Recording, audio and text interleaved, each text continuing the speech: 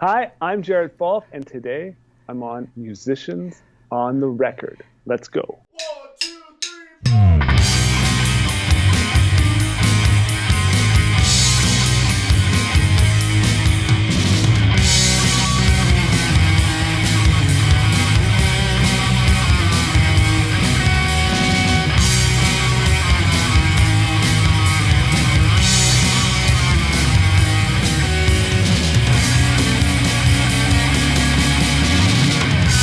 This is huge, musicians on the record. Bring it on.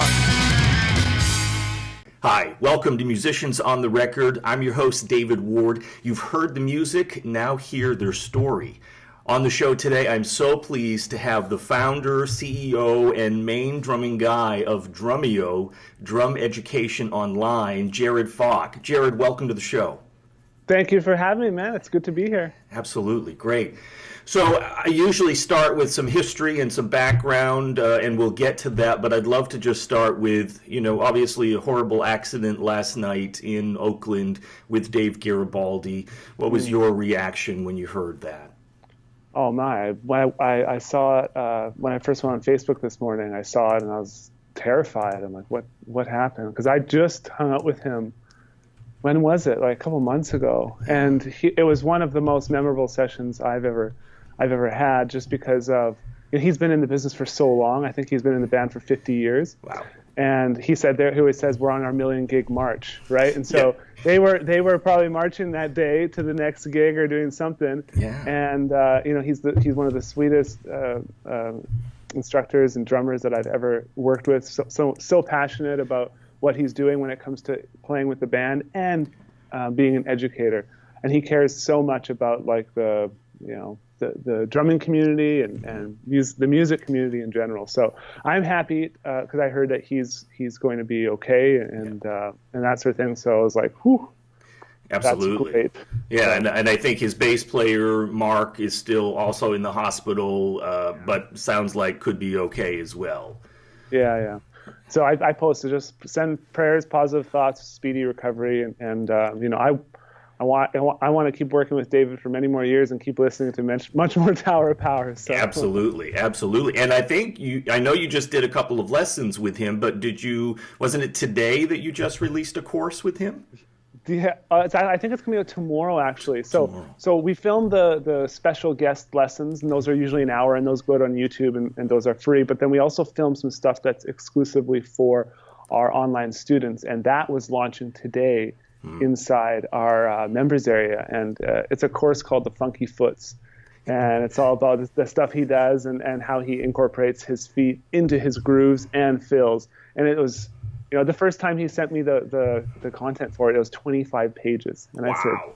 I said, David, it's great. I would love to have you here for a month teaching. Right. I'm pretty sure you got to get back on that million gig march. Yeah. So we kind of scaled it all down, and it turned out awesome. And so, yeah, that's like, it came out, it's coming out today or tomorrow.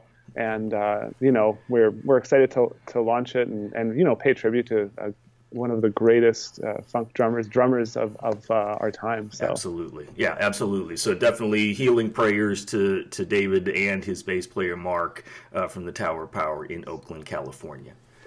So can we start with your story then, Jared? I know Drumeo has been extremely successful, but I'm not sure people know the story behind the man who has made that. When did music start for you?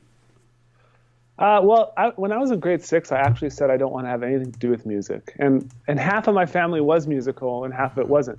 But I was a Canadian kid, right? So I liked playing hockey and I wanted to be an NHLer. And I said, I'm going to do whatever it takes to get to the NHL. Yeah. So that was like my early passion is hockey. And then all of a sudden, I think I was, my family is somewhat musical. So I was still in choir. And I saw some guy air drumming, and I thought that looks like so much fun. So I said, I want to start playing. And so I asked my parents, and they had a drum set in storage. It's actually right up there. I can show it to you later. Yeah, wow. But, and so I started playing and started going.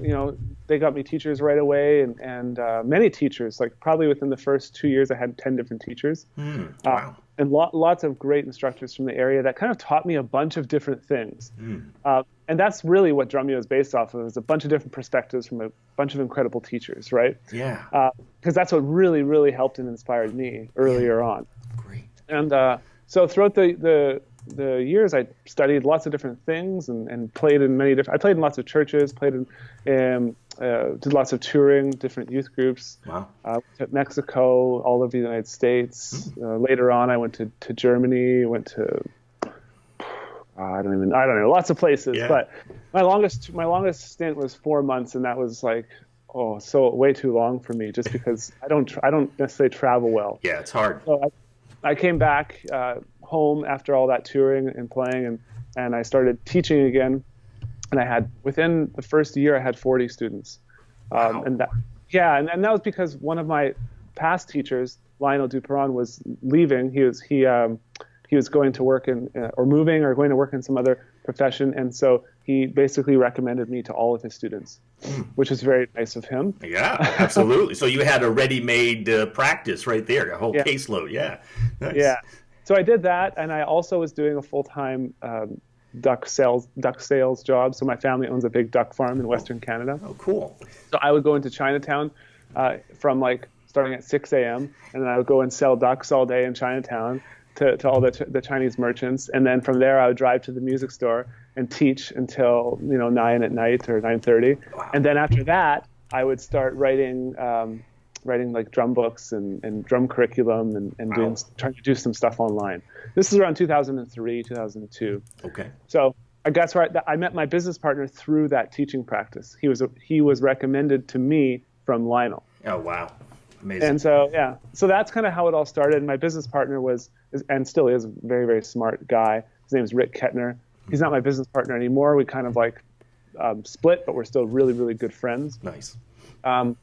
So he was brilliant when it comes to the tech side, the web side, and he kind of focused on that and the marketing, and I focused on creating the content. So I wrote drum books, I wrote curriculum for learning rudiments and rock beats, and I was trying to teach everything, which was in my young years I wasn't I tried everything. You're a little bit scrappy. Yeah. At that age, and so I look back on it and man, I made a ton of mistakes. Yeah. Like I have a student now who's going to music school and everything, and he comes in, he wants to teach certain things. I say, hold on, man, I'm not going to let you make the same mistakes I did. So I say, let's just rework it a little ways, and so I learned a lot, made a bunch of stupid mistakes, made some great decisions as well. Yeah. And then so that was started as like Railroad Media, it was called, and we published DVD packages. Yeah. And then 2012 we launched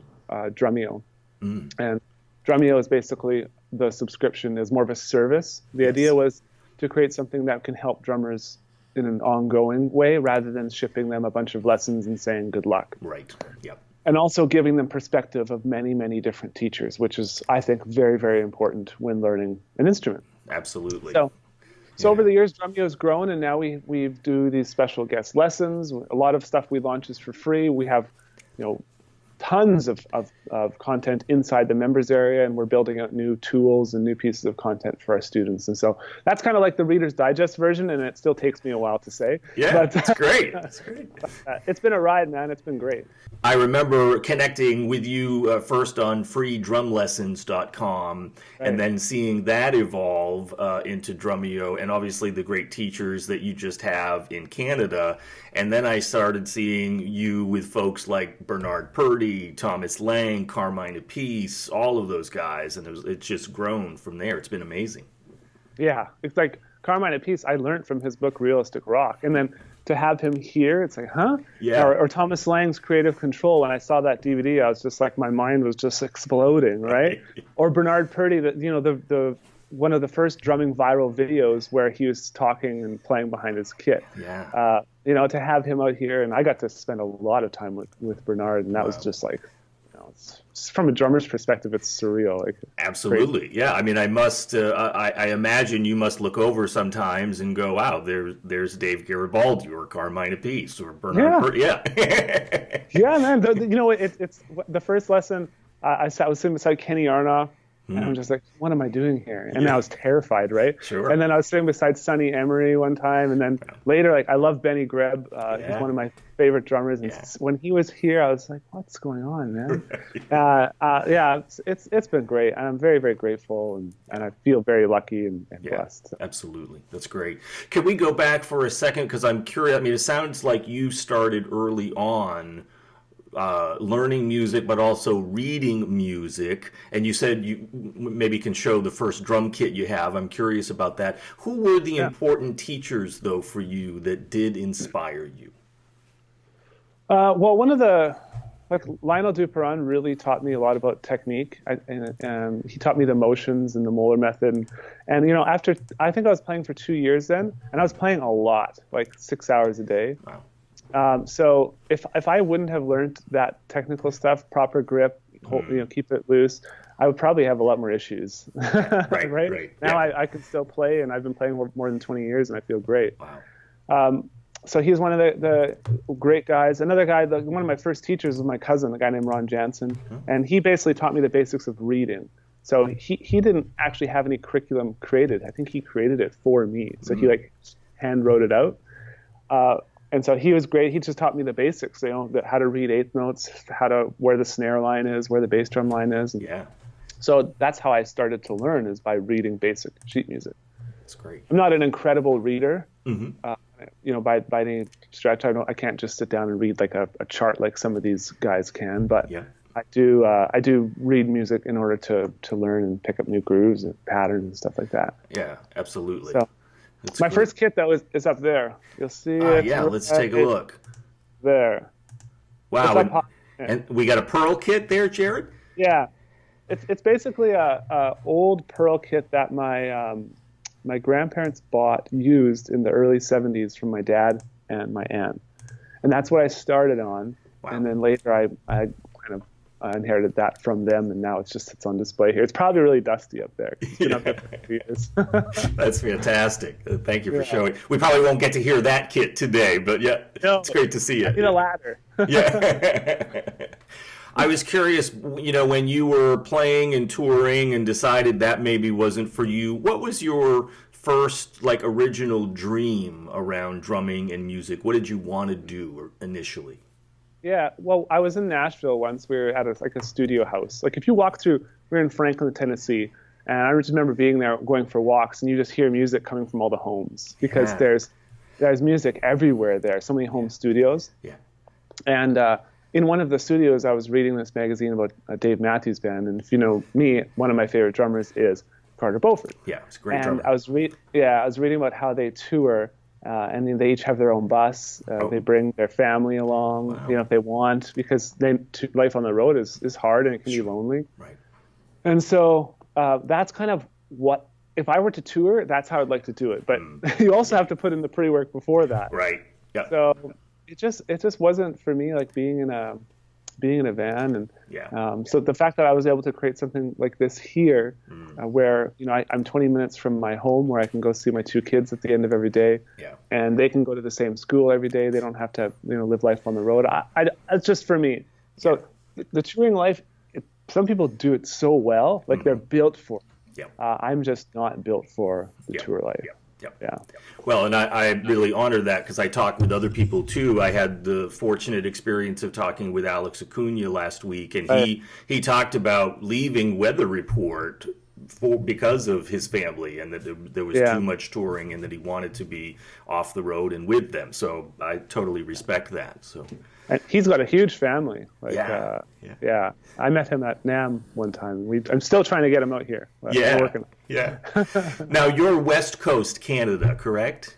That's right. We're like 45 minutes east of Vancouver, in a city called Abbotsford. Yes. So you have to really want to get here. Right. It's definitely, you don't kind of pass through, you get here on purpose. Right. But it's beautiful there, right? I mean, it's very, and you're warmer than most of other Canada, correct? Normally, now it's been frigid, man. It's like a freezer outside for the past month and a half. I know what that's like. I live in Yeah. Maine, so it's the total opposite. I'm about 2 hours north of Boston, so it's Okay. Yeah, you're used to it then. yeah, So, yeah. It doesn't mean I like it. We're used to the rain. Like I'm fine with 2 months or 3 months or 6 months of rain a year. Yeah. But yeah. to have so much cold is Yeah. ooh. It's hard. Yeah. It's hard. Yeah. Absolutely. Let me ask you, how has having a family changed your drumming, your music, and the business? Oh, it's changed a ton. Before I had kids, I was still, I had my business, I had Drumeo, but I was still like, drumming for me was something that I still thought I could make or turn into like a full-time career or profession. Mm-hmm. But after I have kids and, I get my practice and I try and get something in every day. But I realized that drumming is, for me, it's like my top hobby. It's something I absolutely love to do, but I cannot commit to it as like something I'm going to do as my profession. I'm not going to be a touring musician like some of these guys. Yeah. And so that's kind of what it's done for me. Is it's just it's helped me realize that and actually appreciate it more for the amazing hobby that it is. Yeah. And that, I always thought, hey, if I'm not, like for me, if I do something, it's got to be full on. Yeah. So if I want to start fishing, I'll go buy all the rods, I'll go buy all the lures, I'll go buy the boat. I just get everything, right? There's no going halfway. Yeah. And so it's hard for me to kind of say, hey, I'm gonna play drums, but I'm not gonna have aspirations to tour the world and do clinics all over the world and stuff. So my thing is I've just become really much more comfortable in knowing what I want to do and just appreciating the hobby that I can go home and play drums by myself and practice and really enjoy the process of getting better. And or I can go still play with other musicians and I can go do sessions. But the not having the pressure of saying, hey, I want to make this my full-time career, just playing. Yeah. That's been really, really great for me. And my kids and my wife are the ones to thank for that. So absolutely. Yeah, that's great. Can we talk a little bit about how the inspiration for Drumeo happened? Because you could have gone a lot of different ways, but I mean, this was really revolutionary to do this online at that time. How did that start for you? Well, to start, like in 1999, I've always been big into business. I think before 1999, I think it was 1995 or 96, my dad owns a construction company, he owns a farm, and he would always make me work through the summers because I come from a family of 5 siblings, and so they didn't want me just sitting around all summer break. So my dad said, as soon as you're like 12 or 13, you're going to work. So he made me go work on the construction site as a laborer. So, I'm huffing lumber. I'm sure I did a terrible job, but seemed like it was really hard work. Yeah. And I just didn't really like it. So the internet was just becoming popular, and so I was really into hockey cards. And so I started trading and selling hockey cards through news groups. I think it was like Yahoo news groups or something. This is way back in the day. Like the web was just text. Like there was no pictures. You couldn't even upload pictures then. Right. And I started making more money selling and trading hockey cards than I was doing on the construction crew. Wow. So I told my dad. My dad said, if you make more money doing that, then you don't have to do construction. So I said, great, I make more money doing that. So I quit construction, and I started selling and trading hockey cards online. Then in 1999, I bought like this ebook called 101 eBay Secrets, and I had an idea to sell something digital on eBay, like a downloadable thing. Yeah. And so then when I met my business partner and I heard he was filming videos and putting them online, I'm like, hey, how about we film videos and sell these digital videos online? So we started our primary source of sales was through eBay. Wow. And we sold downloadable videos. So someone would buy the video through eBay. We would send them a link that it was only active for like 24 hours. They clicked it instantly started the download. The problem was too many people back then, when they bought a video, in their minds, it was a DVD. Because no one consumed video. Like there's no iTunes, there's no YouTube, there's no Facebook, there's no Twitter. So we had to really shift away from doing that. But we always wanted to do that since the beginning. Like we thought that the ease of deliverability, like the fact that it's instant, the fact that you can update and change lessons over time. Like if you have an update to a lesson, you don't have to ship a whole brand new DVD. Right. You can just send them a new video. Yeah. Because things do change, right? Right. And our teaching methods get refined. Yep. So then once kind of technology kind of caught up, people were more comfortable with streaming. Internet speeds have gotten better. Operating systems have gotten better. Everyone has like a computer in their pocket Right. now. Right. Yeah. So that's when we decided to kind of restart Drumeo.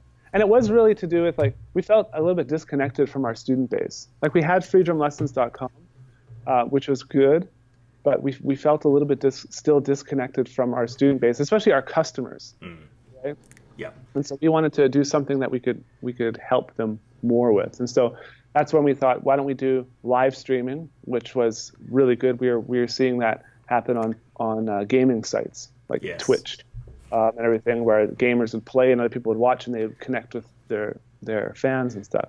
You bet. And so we thought that was really, really cool. And so we started doing that. I think it was started with just one live lesson a week, and now we do 7 a week. Like we do one every single day. Yeah. And it's kind of grown and expanded into something much, much different than it originally was. Yeah, it's really great. I mean, I think you guys have done an amazing job.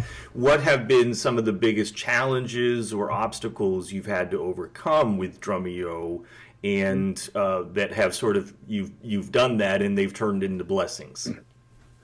Well, challenges, like one of the challenges was always like finding good people to help us here. But now we've got such an incredible team of people that I just love working with. They're like my family here, and so that's kind of worked itself out.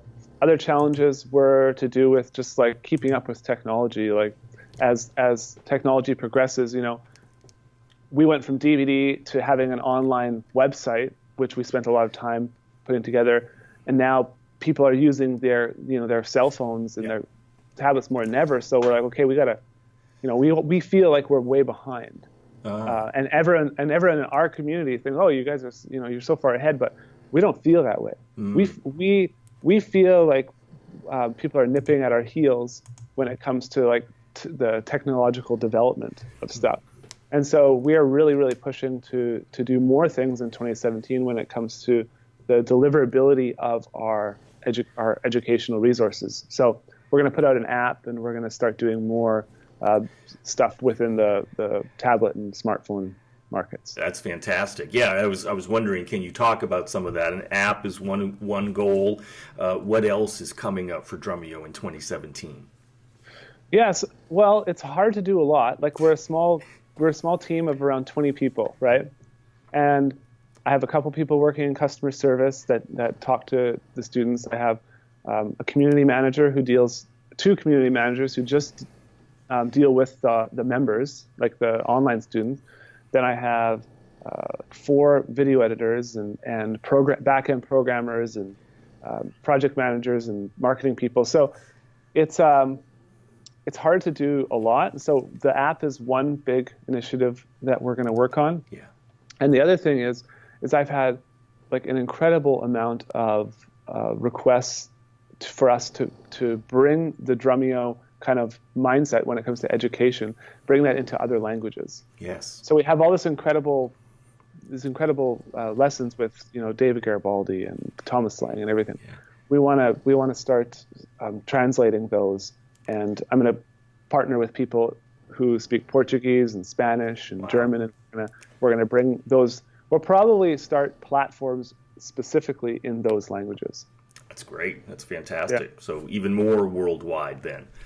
Yeah, the main mission for me of Drumeo, number one, is I want it to supersede me. I don't want me, like in freedrumlessons.com, I was all over the website and everything, and I think it's good for my ego, but really, if I want this to be around, 50 years from now, then it can't all be about me. It really can't.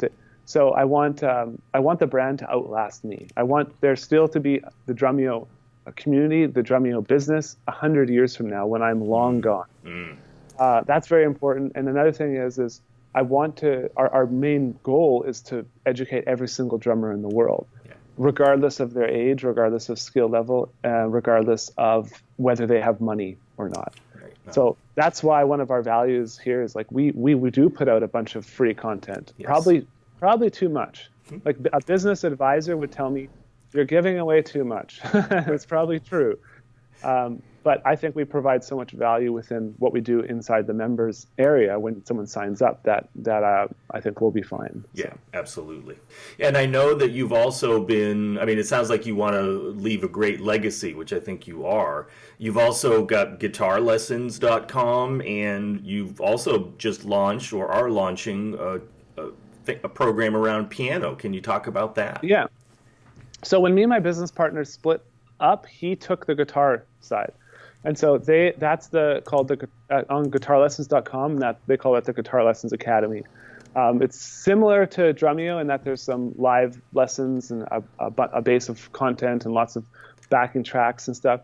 But they do their own thing, and they've just launched their new platform, and I think it's fantastic.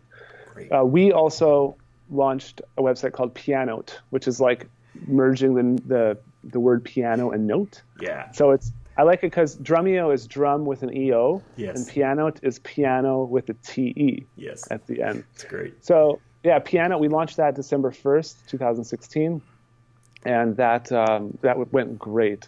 So I think we had around 500 or 600 students sign up on launch, and we built it. We built the curriculum a little bit differently because it is a different instrument. It's not all apples to apples. Right. But it's been so well received, and I've got a little team here that works on that as well. That's fantastic. It's really great. Yeah. Can you also talk about, you said you do some session work, you do some gigs. What's happening there for you at this time? Well, session work is becoming less and less. Like I used to do a lot more of it, like full albums and everything. And now it's because so many people record on their own in their home studio. So many people are using just like loops now because I guess it's more accessible. It's easier to do. But I still play locally. Like there's this band called Prairie Dance Club that we do the odd gig with. There's this guy named Ryan McAllister that I'm doing a gig with at the end of January. Basically, like my criteria for taking gigs is like it's got to be good music and really good people. Right. It's not as much about the money. Like I said, it's a hobby for me. So I make my money doing the business side of yes, Drumeo. Yeah. I play just because I love it. Yeah. Right. Yeah. And so I do the odd session with a guy named Steve Clausen. He runs a studio called the Sound Suite. And yeah, I do lots of playing here, putting out stuff. Sure. But yeah, that's about it. I do the odd stuff in like playing in church as well, but that's pretty much it. Okay. Yeah.